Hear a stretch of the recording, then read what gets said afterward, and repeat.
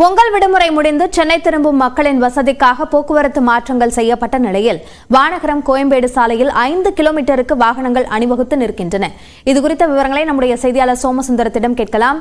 சோமசுந்தரம், இப்ப அந்த சாலையில ஏற்பட்டிருக்க போக்குவரத்து நெரிசல் குறித்த விவரங்களை பதிவு செய்யுங்கள். வணக்கம் அபிநயா.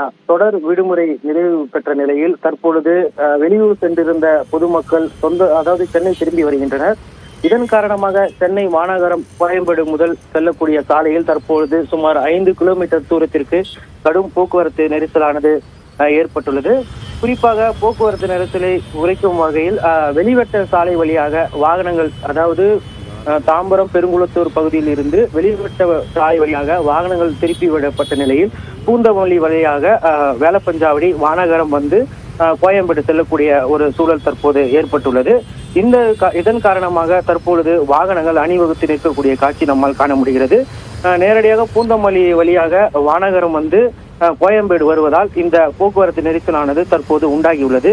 இதன் காரணமாக வாகனங்கள் ஆமை வேகத்தில் நகர்ந்து செல்லக்கூடிய காட்சி நம்மால் காண முடிகிறது. இதனால் இன்று அரசு அலுவலகங்கள், பள்ளி, கல்லூரி செல்லக்கூடிய மாணவ மாணவிகள், பொதுமக்கள் என அனைத்து தரப்பு வாகன ஓட்டிகளும் கடும் அவதிக்கு உள்ளாகியுள்ளனர் என்பது குறிப்பிடத்தக்கது. அபிநயா, விரிவான விவரங்களுக்கு நன்றி சோமசுந்தரம்.